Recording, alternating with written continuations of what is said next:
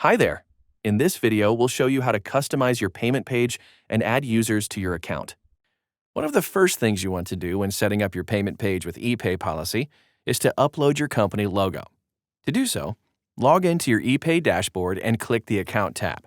Once there, click Logo in the right navigation menu.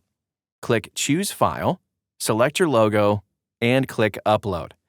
This will now appear at the top of your payment page and e-receipts.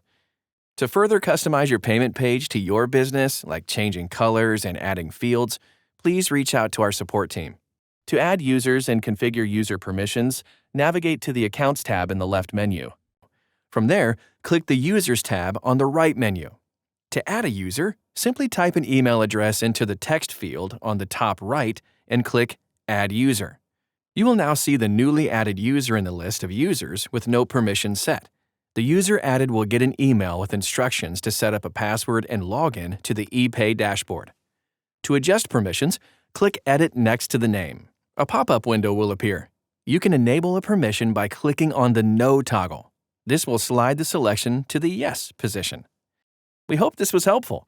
Please contact us if you have any questions or if you want to dig deeper in any topics discussed in this video.